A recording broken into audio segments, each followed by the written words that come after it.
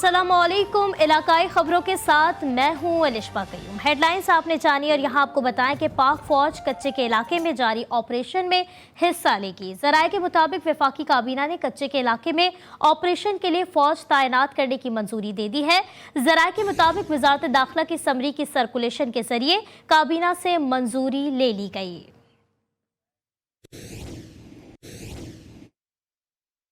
सिंध और पंजाब में पुलिस का डाकुओं के खिलाफ ऑपरेशन जारी है। कश्मीर में चौकी बनाने के दौरान घात लगाए डाकुओं ने फायरिंग कर दी।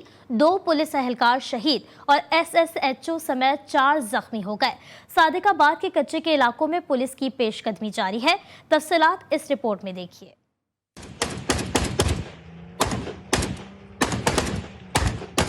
2 सूबों की पुलिस का डाकुओं के खिलाफ मुश्तरका ऑपरेशन। सिंध पुलिस के जवानों की बहादुरी। घेलपुर में चेक पोस्ट बनाने के दौरान डाकुओं का हमला। फायरिंग से 2 एहलकार साबिर अली और अहमद अली डोमकी शहीद हो गए। SHO बख्शापुर गुल मोहम्मद महर समेत 4 पुलिस एहलकार जख्मी हुए। जिला भर की भारी पुलिस नफरी कच्चे के इलाके की तरफ रवाना कर दी गई।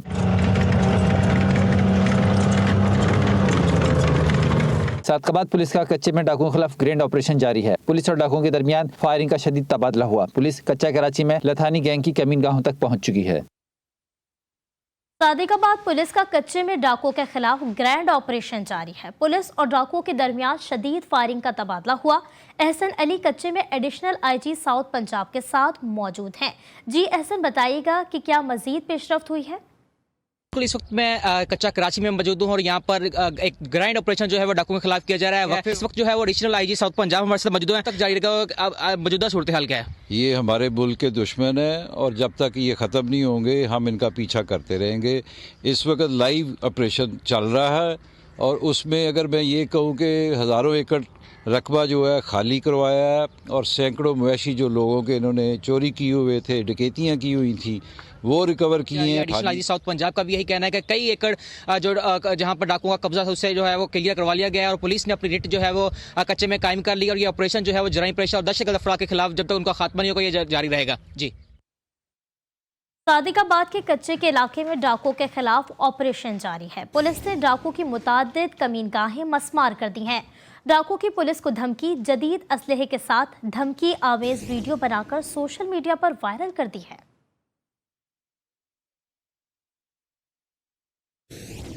आपको बताएं कि सादिकाबाद के कच्चे के इलाके में डाकुओं के खिलाफ ऑपरेशन जारी है। पुलिस ने डाकुओं की मुतादिद कमीनगाहें मस्मार कर दी हैं। आज़ाद कश्मीर कानून साज असम्बली का इजलास आज 2:15 बजे शुरू होगा। इजलास की सदारत स्पीकर अनवारुल हक करेंगे। इजलास में नए वजीर आज़म आज़ाद कश्मीर का इंतखाब होगा। PTI वजारत उज़्मा बचाने के लिए मुशावरती इजलासों में मसरूफ़ है। आपको बता रहे हैं कि आज़ाद कश्मीर में ये मामला है। आज़ाद कश्मीर कानून साज असम्बली का इजलास आज 2:15 बजे शुरू होगा। इजलास की सदारत स्पीकर अनवारुल हक करेंगे। इजलास में नए वजीर आज़म आज़ाद कश्मीर का इंतखाब होगा। PTI वजारत उज़्मा बचाने के लिए मुशावरती इजलासों में मसरूफ़ है।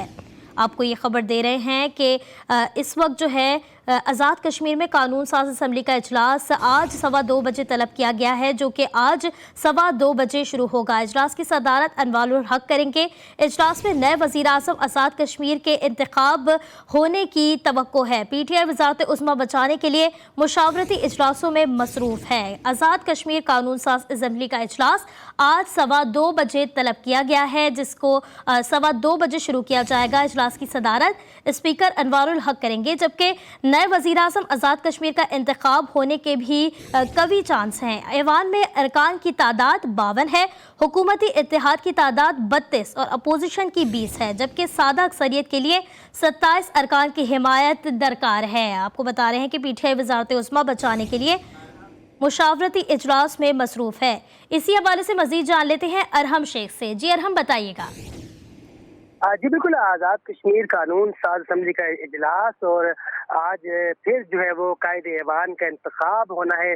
2:15 बजे का टाइम रखा गया है इजलास का। असम्बली के बाहर जो है वो इस वक्त काफ़ी जो है वो रश भी है और इस वक्त पाकिस्तान तहरीक इंसाफ जो है वो आज तीसरा दिन है तोड़ जोड़ में लगी हुई है। अभी तक कोई हतमी नाम सामने नहीं आ सका कि पाकिस्तान तहरीक इंसाफ जो है वो किसको वज़ीर आज़म के लिए नामजद करेगी। उसके साथ साथ जो है वो अपोजिशन की जानिब से जो PTM की जानिब से चौधरी यासीन को जो है वो नामजद किया गया है। ताहम इस वक्त जो है वो कश्मीर कौंसिल के जो खाली नशिस्त थी उस पर भी इंतखाबात हुए हैं, जिसमें एक बड़ी जो है वो ये देखने में आ रहा है कि तहरीक इंसाफ आजाद कश्मीर के मोहम्मद अदनान खालिद जो है वो 27 वोट लेकर कामयाब हुए हैं। ये भी एक बड़ी जो है वो पाकिस्तान तहरीक इंसाफ की जीत है।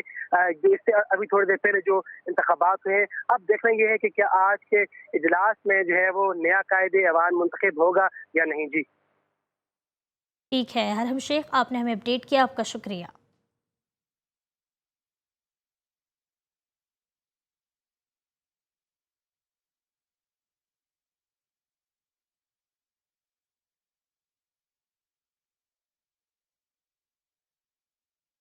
आज़ाद जम्मू कश्मीर कौंसिल का अहम इलेक्शन तहरीक इंसाफ जीत गई। तहरीक इंसाफ के नामजद उम्मीदवार मोहम्मद अदनान खालिद 27 वोट लेकर कामयाब हो गए हैं, जबकि मुत्तहदा अपोजिशन तारिक महमूद 23 वोट ले सके हैं। 2 वोट मुस्तरद हो गए हैं। कश्मीर कौंसिल की नशिस्त सरदार सैयाब खालिद की वफात के बायस खाली हुई थी। आपको बताएं कि आज़ाद जम्मू कश्मीर कौंसिल का अहम इलेक्शन तहरीक इंसाफ जीत गई है। आपको ये खबर दे रहे हैं कि आज़ाद कश्मीर कौंसिल का अहम इलेक्शन तहरीक इंसाफ जीत गई है। तहरीक इंसाफ के नामजद उम्मीदवार मोहम्मद अदनान खालिद 27 वोट लेकर कामयाब हुए, जबकि मुत्तहदा अपोजिशन के तारिक महमूद 27 वोट ले सके हैं। आपको ये खबर दे रहे हैं कि आज़ाद कश्मीर में जो है ये इलेक्शन का सिलसिला जारी था, जिसमें जो है पीटीआई वोट लेने में कामयाब हो गई है। आपको ये खबर दे रहे हैं कि पीटीआई वोट लेने में इस वक्त कामयाब हो गई है, जबकि मुत्तहदा के जो रुकन थे वो भी 27 वोट लेने में कामयाब हुए हैं।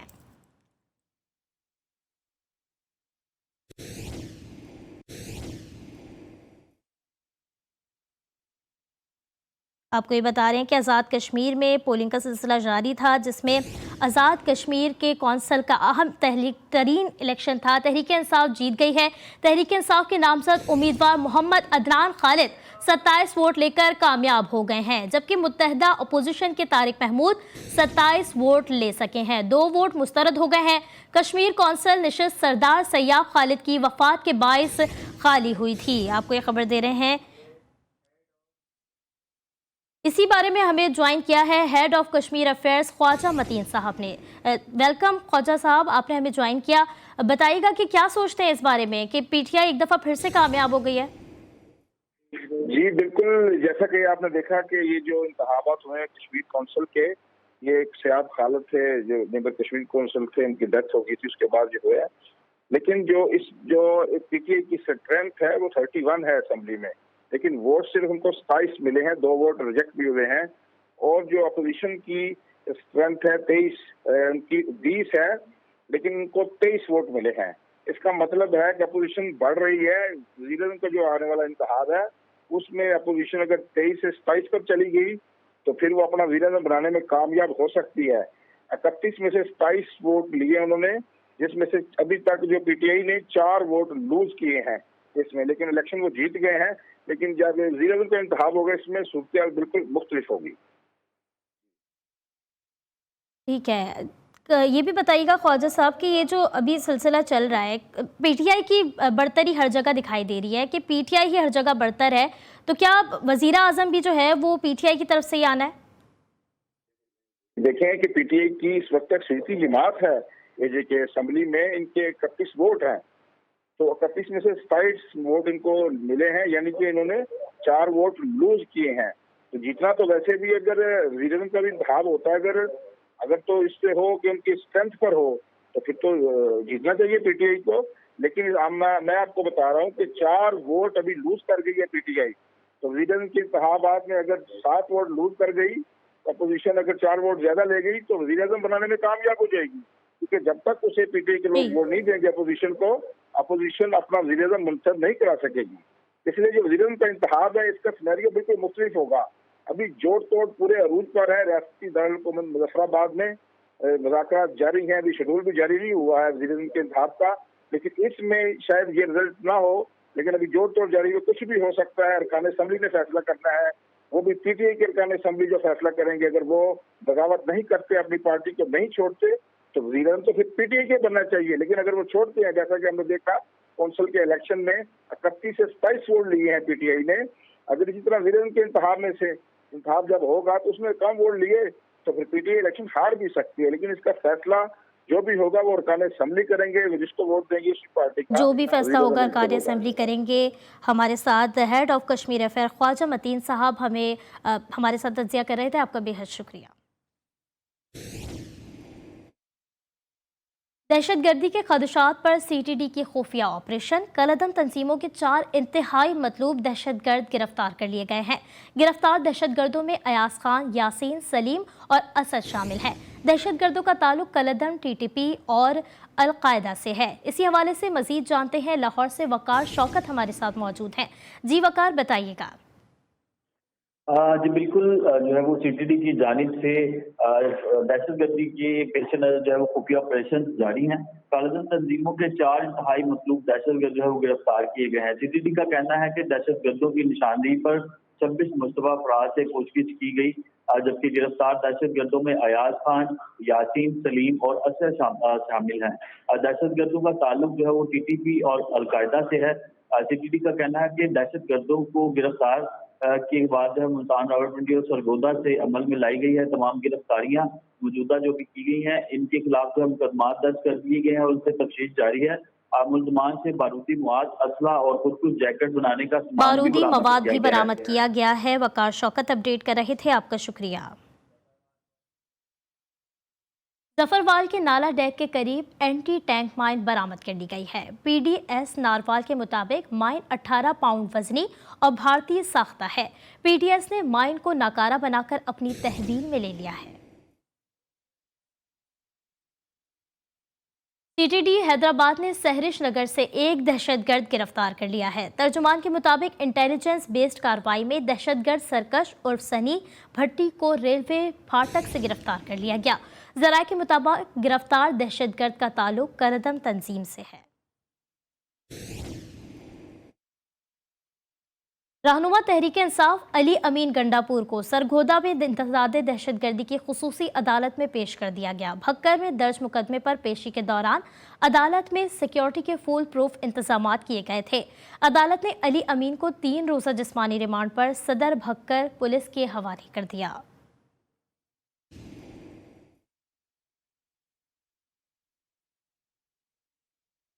पुलवामा हमले में मुलव्विस मोदी सरकार की साजिश बेनकाब हो गई। साबिक गवर्नर जम्मू कश्मीर ने पुलवामा हमले का भांडा फोड़ दिया। सत्यपाल मलिक ने कहा कि मोदी ने फौजियों को बचाने के बजाय मरवा दिया, मलबा पाकिस्तान पर डाल दिया। मुझे पुलवामा वाक़े पर खामोश रहने का कहा गया। इस्लामाबाद से मतीन हैदर की रिपोर्ट देखिए।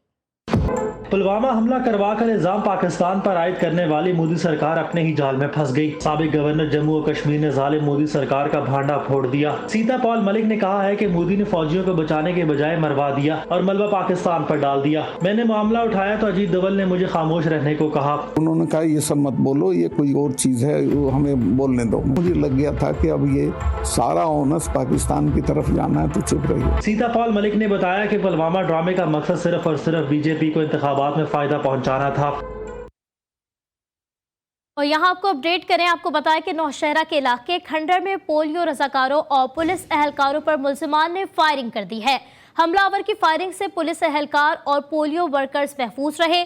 पुलिस की जवाबी कार्रवाई में एजाज जख्मी हो गया। जख्मी एहलवार से तफ्तीश जारी है। इसी हवाले से मजीद जानते हैं असद से। जी असद, बताइएगा। जी शुक्रिया। ऐसा है कि नौशहरा के इलाके कंडर में पोलियो की टीम के साथ ड्यूटी पर मामूर पुलिस एहलकार पर फायरिंग का वाकया जो है आज पेश आया है। हमलावर की फायरिंग से पुलिस एहलकार और पोलियो वर्कर जो है वो तो महफूज नहीं, जबकि पुलिस एहलकार की जानिब से जवाबी कार्रवाई में हमलावर इजाज वल्द जुबैर जो है वो शदीद जख्मी हो गया है। DSP एहसान शाह के मुताबिक हमलावर इजाज ने पुलिस और पोलियो टीम पर फायरिंग की थी जो मकामी रिहायशी है, जबकि DSP के मुताबिक मुलजिम जराइम पेशा शख्स है। हमलावर इजाज की हालत जो है वो तशवीशनाक है और काजी मेडिकल कॉम्प्लेक्स से जख्मी हमलावर को पेशावर रेफर कर दिया गया है, जबकि मकामी पुलिस ने मौके पर पहुंचकर सर्च ऑपरेशन भी शुरू कर दिए हैं। जी ठीक है, कार्रवाई भी शुरू कर दी गई है। असद हमें अपडेट कर रहे थे, आपका शुक्रिया। और आपको बताया कि कराची के इलाके न्यू कराची सनती एरिया में फैक्ट्री में आग लगने के बाद जमी बोस होने वाली 4 फायर फाइटर्स की शहादत हो गई है।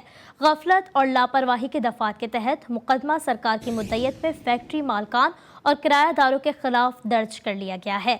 जानते हैं मजीद तफसीलात नुमाइंदा वजीउद्दीन से। जी वजी बताइएगा। बिल्कुल, वाक़े का मुकदमा सरकार की मुतय्यत में दर्ज किया गया और मुकदमे में जो फैक्ट्री मालिकान है और जो किराएदार है उनको जो है नामजद किया गया। जबकि ये भी बताया गया कि जो लापरवाही है मुकदमे में, ये भी मतन में सामने आया कि लापरवाही और जानी नुकसान की वजह से जो है फैक्ट्री मालिकान और किराएदार को इस मुकदमे में नामजद किया गया। जबकि फैक्ट्री के अंदर जो है ना ही कोई एमरजेंसी गेट था और उसके अलावा जो है ना ही कोई आग बुझाने के आलात मौजूद थे। जबकि मुद्दे की जानिब से ये भी बताया गया कि फैक्ट्री के अंदर जिस टाइम आग लगी उस टाइम जो जरूरत से ज्यादा सामान मौजूद था फैक्ट्री के अंदर। ताहम इस वाक़े का मुकदमा गबूल टाउन थाने में दर्ज कर ली गई और पुलिस को बताने के इस वाक़े से मुतालिक मजीद तहकीकात शुरू कर दी गई। जबकि वाज़ेह है कि इस वाक़े में जो 4 फायर फाइटर जो जमीन पर उस मलबे तले दबकर जो जाँ बाग हो चुके थे। मुकदमा दर्ज कर लिया गया है। वजीउद्दीन अपडेट कर रहे थे, आपका शुक्रिया। महकमा खुराक सिंध ने सोशल मीडिया पर वायरल गंदम की कीमत में रद्दोबदल का नोटिफिकेशन जाली करार दे दिया है। महकमा खुराक के मुताबिक गंदम की सरकारी कीमत में कोई रद्दोबदल नहीं किया गया है। मजीद जानते हैं हमारे नुमाइंदे जमजम सईद से। जी जमजम बताइएगा। जी देखिए, सोशल मीडिया पर जो है वो एक नोटिफिकेशन जो है गर्दिश कर रहा था जिसमें गंदम की कीमतों में रद्दो बदल का जो है वो बताया जा रहा था। लेकिन महकमा खुराक ने गंदम की खरीदारी सरकारी कीमत में कोई रद्दो बदल नहीं किया गया। ये कहना है महकमा खुराक की जानिब से। गंदम 40 किलो की कीमत 4,000 रुपये मुकर्रर है। सोशल मीडिया पर गंदम की कीमतों में रद्दो बदल का जो नोटिफिकेशन है वो जाली है और इस हवाले से महकमा खुराक ने जाली नोटिफिकेशन फैलाने वालों के खिलाफ एफआईए को कार्रवाई के लिए खत लिख दिया गया। कार्रवाई के लिए खत लिख दिया गया है। जमजम अपडेट कर रही थी, आपका शुक्रिया। आगे बढ़े, आपको बताएं कि ईद उल फित्र करीब आते ही चूड़ियों की मांग में भी इजाफा हो गया है और खूबसूरत रंगों वाली कांच की चूड़ियों के साथ साथ मेटल की चूड़ियां भी फरोख्त के लिए दुकानों पर सजी हुई हैं। मजीद बता रहे हैं आमिर जैदी। जी आमिर बताइएगा। जी बिल्कुल, ईद के करीब आते ही हैदराबाद के बाजारों की रौनकें बहाल हो गई हैं। लोग खरीदारी के लिए बाजारों का रुख कर रहे हैं। वहीं हैदराबाद की चूड़ी मार्केट में भी रश देखने में नजर आ रहा है। मार्केट में मेरे साथ इस वक्त एक दुकानदार मौजूद हैं। हम इनसे मालूम करते हैं कि रमजानों में चूड़ी की तरसील में कितना इजाफा होता है। जी चूड़ी की इजाफा तो वैसे होता है, अभी रमजानों के अंदर तो कांच वगैरह की सारी चूड़ियाँ चलती हैं, सब मेटल के सब आइटम लगे हुए हैं और ईद के हवाले से तो वैसे भी सारी नई डिजाइनिंग आती है। जी बिल्कुल, इनका ये कहना है कि कांच की चूड़ी जो है वो रमजानों में ईद के मौके पर बहुत चलती है। रंग बिरंगी और खूबसूरत चूड़ियां जो है बनाई जा रही हैं जो ईद पर खवातीन पहन के अपने हाथों में खूबसूरत नजर आए। जी बात करेंगे बढ़ती हुई महंगाई के हवाले से। आपको बताएं कि लाहौर में भी अशिया की कीमतों में कमी ना सकी। ब्रायलर गोश्त 522, आलू 70, प्याज 75, तरबूज 50, स्ट्रॉबेरी 250 रुपए किलो तक फरोख्त हो रही है। नुमाइंदा GTV न्यूज़ इमरान लतीफ़ से तफसीलात जान लेते हैं। जी इमरान बताइएगा कि क्या कहना है शहरियों का। जी बिल्कुल, लाहौर में सब्जियां ताहाल जो मार्केट कमेटी रेट लिस्ट के बरक्स फ़रोख्त की जा रही है। यहाँ पर अक्सर और बेशतर जो दुकानें हैं वो रेट लिस्ट भी अवेज़ा नहीं कर रहे। अगर बात करें टमाटर की कीमत भी, तो टमाटर भी ज़ाहिर निर्खों में फ़रोख्त किया जा रहा है। तरबूज की कीमत सरकारी रेट लिस्ट में 33 रुपये मगर 50 रुपये किलो में फ़रोख्त किया जा रहा है। इसी तरह जो दर्जा अव्वल का आलू है उसकी कीमत 62 रुपये मुकर्रर की है मगर 70 से 75 रुपये किलो में फ़रोख्त हो रहा है। इसी तरह अगर बात करें दीगर फलों की कीमत की, तो सेब जो काला कलू है उसकी जो दर्जा अव्वल की कीमत 320 रुपये किलो मुकर्रर की गई है मगर दर्जा अव्वल का जो काला कलू सेब है वो 450 रुपये में फ़रोख्त हो रहा है। शहरियों का कहना है कि इंतज़ामिया को चाहिए कि रेट लिस्ट पर अमल दरामद कराया जाए ताकि जो गिराव फरोशी का सिलसिला है वो रुक सके। जी अगर बात करें पेशावर की, तो पेशावर में बड़ा गोश्त 800 रुपये फ़ी किलो में फ़रोख्त हो रहा है। रमज़ान से पहले कीमत 750 रुपये फ़ी किलो थी, जबकि सरकारी रेट 680 रुपये फ़ी किलो मुकर्रर है। दुकानदार कहते हैं पंजाब से जानवर लाते हैं, वहाँ भी रेट 800 रुपये फ़ी किलो है। हम किस तरह कम कीमत पर फ़रोख्त करें, नुमाइंदा अब्दुल रहमान हमारे साथ मौजूद हैं, उनसे मज़ीद जानते हैं। जी अब्दुल रहमान बताइएगा। पेशावर शहर में बड़ा गोश्त जो है वो 800 रुपये फ़ी किलो हो गया है। रमज़ान से पहले कीमत जो थी वो 750 रुपये फ़ी किलो थी, जबकि शहर में जो सरकारी रेट है वो 680 रुपये फ़ी किलो मुकर्रर है। दुकानदार हमारे साथ मौजूद हैं, उनके साथ बात करते हैं। ये सरकारी नरखनामे पर तो नहीं बेच सकते क्योंकि ये जानवर पंजाब से आते हैं ना। जो दुकानदार है उनका ये कहना है कि पंजाब में फ़ी किलो जो बड़ा गोश्त है वो 800 रुपये रेट मुकर्रर है, जबकि पेशावर में जो जानवर है वो पंजाब से लाई जाते हैं मगर फिर भी यहाँ पर जो सरकारी रेट है वो 680 रुपये फ़ी किलो मुकर्रर है मगर उसी कीमत में उनके लिए जो है इसमें गुजारा नहीं होता। जी आगे बढ़े, आपको बताया कि कोयटा का मुल्क के दीगर इलाकों से बजरिया ट्रेन राबता 7 माह बाद बहाल हो गया है। रेल सर्विस बहाल होने से मुसाफिरों को दरपेश मुश्किलात खत्म हो गई हैं। मजीद जानते हैं मुसाफिरों के साथ मौजूद हमारे नुमाइंदे मोहम्मद फैजान खान से। जी फैजान, बताइएगा कि शहरियों में क्या कहना है। कोयटा का मुल्क भर से रेल्स के जरिए राब्ता 7 माह बाद बहाल हो चुका है। गुज़िश्ता साल अगस्त में आने वाले सैलाबी रेले के 22 बोलान के मकाम पर रेलवे पुल बहा गया था, जिसके बाद जो रेल का राब्ता है वो मुनक़ता हो गया था। मुसाफिर हमारे साथ मौजूद हैं, इनसे बात करेंगे। क्या कहेंगे, दोबारा से रेल सर्विस बहाल होगी? जी बिल्कुल, ये अच्छा है। हमें बहुत खुशी हुई है कि यहाँ से हमें ट्रांसपोर्ट ये जो ट्रेन की मिल रही है। पहले हमें ये मतलब कि सहूलत नहीं थी, अभी ये बहुत खुशी हुई है। पहली ट्रेन जाफर एक्सप्रेस जो यहाँ से कोयटा से पेशावर जाएगी वो यहाँ से रवाना होगी, और इसी के साथ साथ जो मुसाफिर मुतालबा करें कि कोयटा से दीगर शहरों जाने वाली जो बंद ट्रेनें उन्हें भी बहाल किया जाए। जी, और यहाँ आपको अपडेट करें, आपको बताएं कि सूडान में पैरामिलिट्री फोर्स ने सरकारी फौज पर हमला कर दिया है। सूडान की सरकारी फौज के मुताबिक पैरामिलिट्री RSF ने हमारे कई ठिकाने निशाने बनाए हैं। पैरामिलिट्री रैपिड सपोर्ट फोर्सेस के मुताबिक आम शहरी निशाना नहीं बनाए जा रहे। अवाम सरकारी फौज के खिलाफ हमारा साथ दें, हमने ब्रोए फौजी अड्डे का कंट्रोल संभाल लिया है। एनी शाहिदीन के मुताबिक तोम हाई अड्डे से धुआं उठता नजर आ रहा है। स्वीडी रैपिड फोर्सेस ने खर्तूम एयरपोर्ट पर कब्जा का दावा भी किया है। सूडान में पैरामिलिट्री फोर्स ने सरकारी फौज पर हमला कर दिया। सूडान की सरकारी फौज के मुताबिक पैरामिलिट्री RSF ने हमारे कई ठिकाने निशाने बनाए हैं। पैरामिलिट्री रैपिड सपोर्ट फोर्स के मुताबिक आम शहरी निशाना नहीं बनाए जा रहे। अवाम सरकारी फौज के खिलाफ हमारा साथ दें, हमने मरोए फौजी अड्डे का कंट्रोल संभाल लिया है। एनी शाहिदीन के मुताबिक खर्तूम हवाई अड्डे से धुआं उठता नजर आ रहा है। सूडानी रैपिड फोर्स ने खर्तूम एयरपोर्ट पर कब्जे का दावा भी किया है।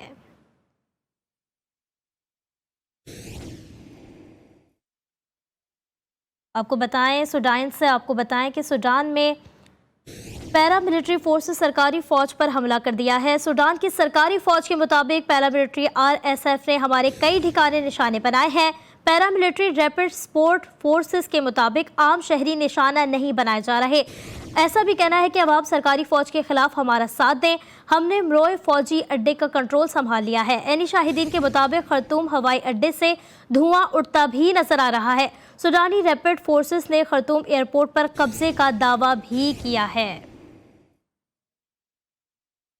आपको बता रहे हैं कि सूडान में ये वाक़या पेश आया है। सूडान में पैरामिलिट्री फोर्स ने सरकारी फौज पर हमला कर दिया है। सूडान की सरकारी फौज के मुताबिक पैरामिलिट्री RSF ने हमारे कई ठिकाने निशाने बनाए हैं, जबकि पैरामिलिट्री रैपिड सपोर्ट फोर्स के मुताबिक आम शहरी निशाना नहीं बनाए जा रहे।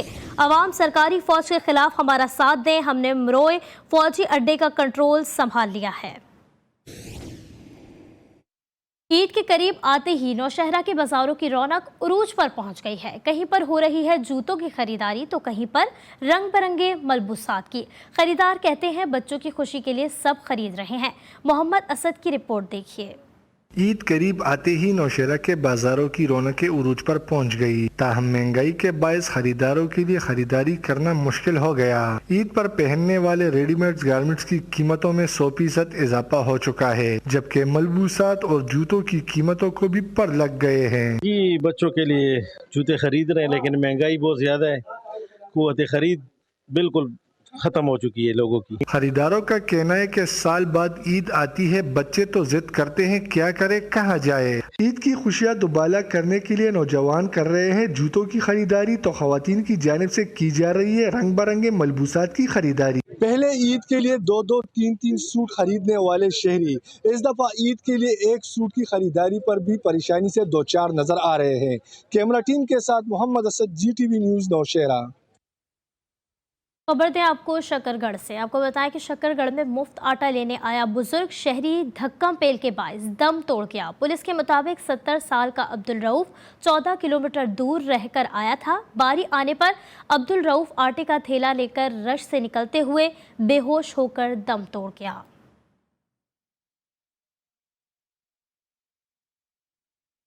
और यहाँ आपको बताया कि कराची के इलाके बल्दिया 24 मार्केट के एक दुकान में मुबैना तौर पर सिलेंडर के धमाके में 2 अफराद जाँ बहक हो गए हैं। मजीद जानते हैं हमारे नुमाइंदे वजीउद्दीन से। जी वजी, बताइएगा इस मुतालिक।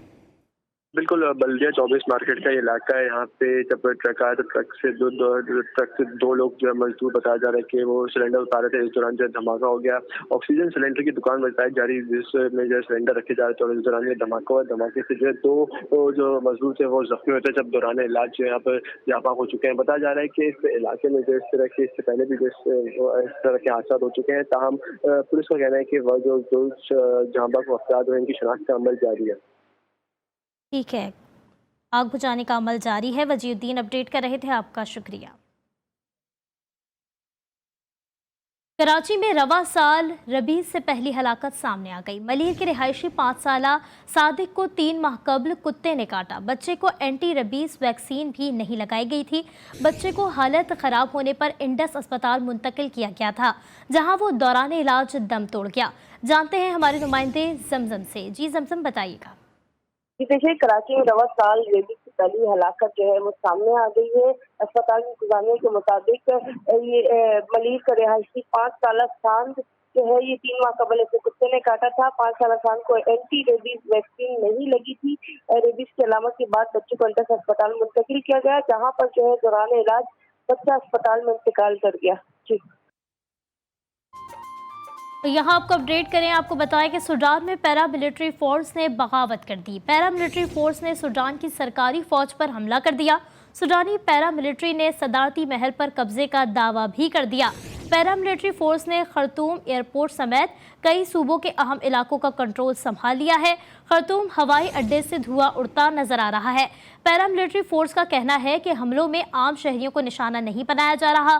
पैरामिलिट्री फोर्सेस ने शहरियों से फौज के खिलाफ बगावत में ताउन की अपील की है। आपको बताएं कि सूडान में पैरामिलिट्री फोर्सेस ने बगावत कर दी है। पैरामिलिट्री फोर्सेस ने सूडान की सरकारी फौज पर हमला कर दिया है। सूडानी पैरामिलिट्री ने सदारती महल पर कब्जे का दावा भी कर दिया है। पैरामिलिट्री फोर्स ने खर्तूम एयरपोर्ट समेत कई सूबों के इलाकों का कंट्रोल संभाल लिया है। खर्तूम हवाई अड्डे से धुआं उड़ता नजर आ रहा है। पैरामिलिट्री फोर्स का कहना है कि हमलों में आम शहरियों को निशाना नहीं बनाया जा रहा। पैरामिलिट्री फोर्स ने शहरियों से फौज के खिलाफ बगावत में ताउन की अपील की है। आपको बताएं कि ये वाकया सूडान में पेश आया है।